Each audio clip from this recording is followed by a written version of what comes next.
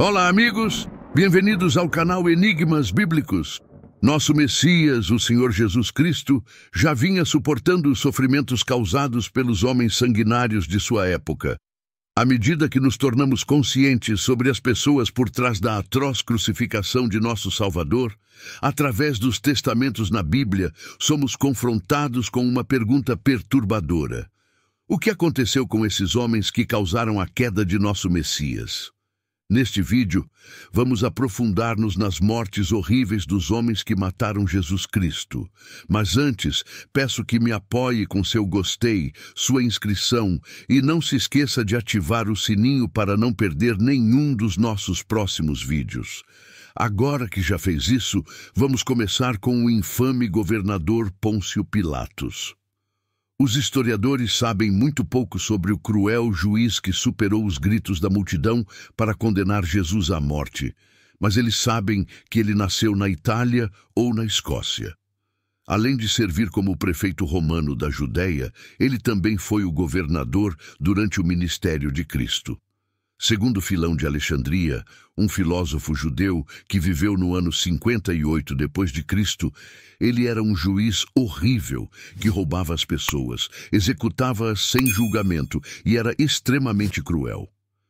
Na Bíblia, João 18, versículo 37, revela Pôncio Pilatos, questionando Jesus sobre ser rei, ao que Jesus respondeu: "Você diz que eu sou um rei.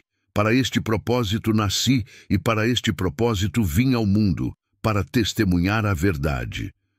De acordo com o historiador romano Tácito, Pôncio Pilatos foi removido de seu cargo e enviado de volta a Roma por usar força excessiva. Mas não termina aí. Segundo Eusébio de Cesareia, Pôncio Pilatos suicidou-se por ordens do imperador Calígula para tornar sua morte mais horrível. Disse que seu corpo morto foi lançado no rio Tibre, onde cientistas encontraram evidências de sua existência. Como se a crucificação não fosse suficiente, a próxima pessoa em nossa lista encontrou seu destino por garantir que Jesus Cristo desse seu último suspiro na cruz. Cassius Lenus, um centurião romano, conhecido como o soldado que perfurou o lado do peito de Cristo. O nome do centurião de Capadócia, Turquia, é dado no Evangelho de Nicodemos, um livro proibido da Bíblia, embora nenhuma história bíblica revele seu nome. Segundo o livro proibido, ele se tornou um cristão devoto depois que sua visão foi prejudicada pelo sangue e água de Cristo, que espirraram em seus olhos. Devido à sua nova fé, ele foi preso e decapitado como um dos primeiros mártires. Durante muito tempo, acreditou-se que sua cabeça decepada possuía poderes mágicos e curou o rei Herodes da Judéia, um homem que também sofreu uma morte horrível por tramar a morte de Cristo durante seu reinado, de 74 a 4 a.C. Rei Herodes, um fantoche de Roma, supervisionava o território independente, porém ainda fortemente influenciado da Judéia. Na Bíblia, podemos ver o rei Herodes sendo retratado como um homem horrível que não teve nada a ver com a crucificação de Jesus Cristo. No entanto, o que ele fez foi além da crueldade, pois ele assassinou ferozmente pessoas inocentes após saber da chegada do Filho de Deus. Ele estava obcecado em destruir nosso Messias antes que ele pudesse amadurecer. Com medo de ter um rival potencial ao trono, iniciou uma matança, massacrando todos os bebês em Belém com 2 anos de idade ou menos. Uma voz foi ouvida em Ramá, lamentação, choro e grande pranto. Raquel chorando por seus filhos, recusando-se a ser consolada porque eles não existem mais. Mateus 2, versículo 18. A crueldade do rei Herodes vai além de matar aqueles que estão distantes dele, pois ele também liderou o assassinato impiedoso de seus 3 filhos e uma de suas esposas. Você pode perguntar: o que torna sua morte digna de um lugar em nossa discussão? Especialistas acreditam que ele morreu de problemas relacionados à gonorreia ou insuficiência renal, segundo Ian Hman, da Universidade de Washington. As evidências estão nos relatos dos últimos dias do rei Herodes. O rei sofreu com coceira severa e dor nos intestinos. Teve dificuldade para respirar, suportou convulsões frequentes e sofreu uma infecção em seus genitais. Com a severidade de suas ações, você poderia dizer que ele merecia uma morte mais horrível por matar bebês inocentes apenas por medo de ser superado. Passando para outro homem que sofreu uma morte horrível nas mãos de seu parente, o imperador Tibério. Enquanto Tibério governava Roma, de 14 a 37 depois de Cristo, os evangelhos nunca afirmam que ele teve algum papel no planejamento do assassinato de Jesus Cristo.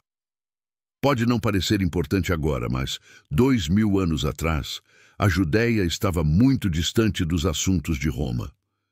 Isso significa que aqueles em alta autoridade em Roma, naquela época, estavam desinformados sobre o que estava acontecendo na Judéia. Como resultado, Pôncio Pilatos teve facilidade ao prosseguir com a execução de Jesus Cristo.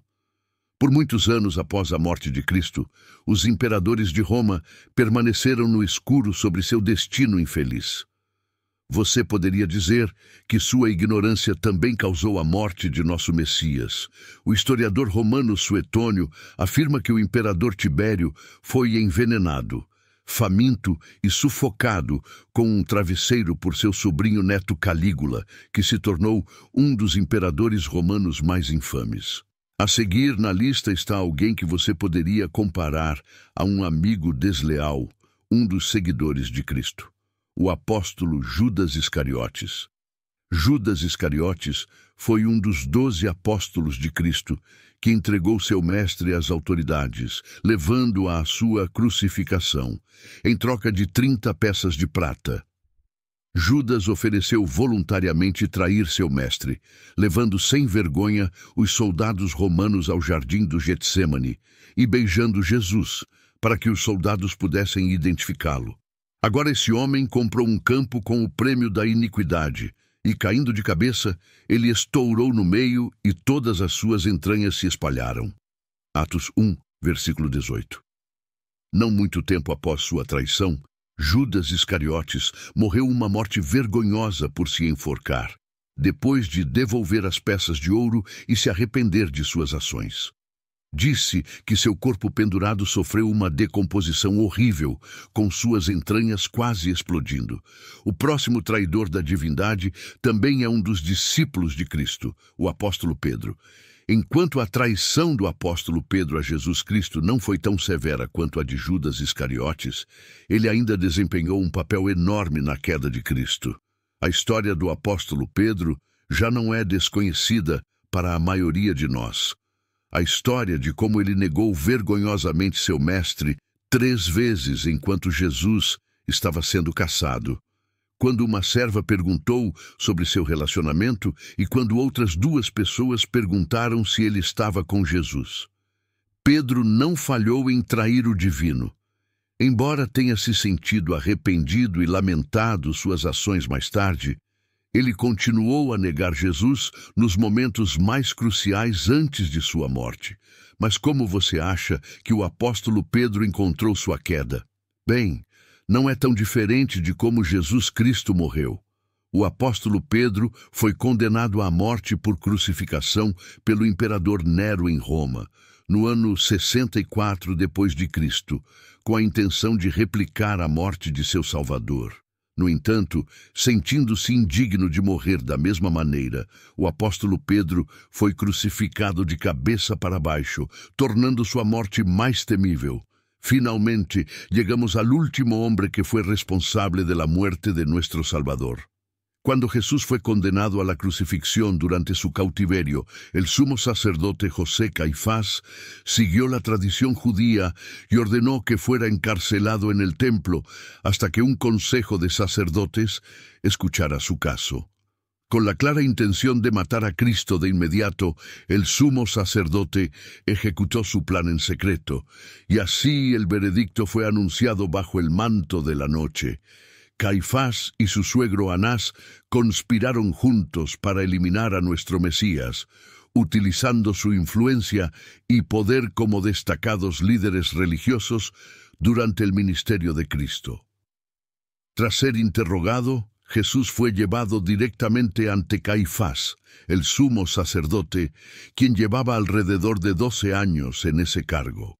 Aunque no tenía autoridad para condenar a la gente a muerte, acusó a Jesús de blasfemia y emitió la sentencia de muerte con la ayuda del gobernador Poncio Pilato. Según la leyenda, Caifás vivió una larga vida después de haber condenado a Cristo a la muerte. Durante muchos años sufrió una profunda tristeza y remordimiento por lo que había hecho. Finalmente, murió de viejo en el año 66 después de Cristo en la isla de Creta. De entre todos los hombres mencionados, es posible que Caifás haya tenido el final menos terrible, pero solo nuestro Dios sabe cuál fue su destino eterno después de lo que hizo a nuestro Salvador Jesucristo. Cuando Jesús murió y resucitó, fue llevado por sus ángeles. Al reflexionar sobre las vidas y los destinos de aquellos que desempeñaron un papel crucial en la crucifixión de nuestro Señor Jesucristo, nos encontramos con una mezcla impresionante de la justicia divina y la misericordia eterna.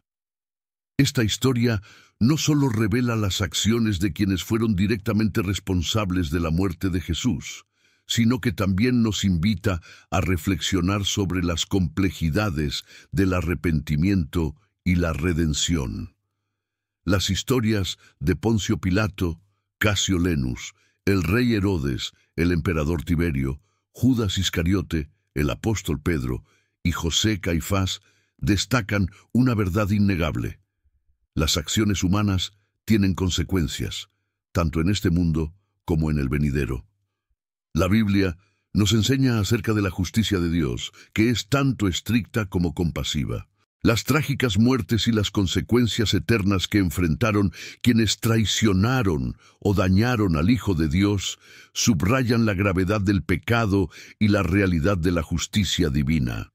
Sin embargo, también se nos recuerda el poder del arrepentimiento y la posibilidad de redención, como se ve en la conversión de Casio Lenus y el arrepentimiento de Pedro tras haber negado a Cristo. Estas reflexiones nos llevan a una evaluación personal de nuestras propias vidas y acciones. Estamos llamados a buscar la misericordia y el perdón de Dios y a vivir de una manera que honre y glorifique el sacrificio de Jesús en la cruz. Oración. Señor Todopoderoso, nuestro justo y misericordioso Padre, ante ti nos inclinamos en humildad y reverencia. Reconocemos, a través de las historias de los hombres que condenaron a tu amado Hijo, el peso del pecado y la profundidad de tu justicia. Te damos gracias por tu infinita misericordia y por tu capacidad de transformar corazones endurecidos y vidas perdidas. Te pedimos, Señor, que nos ayudes a vivir de acuerdo con tu voluntad, que podamos ser instrumentos de tu paz y amor en este mundo, que el ejemplo de Jesucristo nos inspire a buscar la justicia, amar la misericordia y caminar humildemente contigo. Perdónanos, Padre, por los momentos en los que hemos fallado y nos hemos desviado de tus caminos.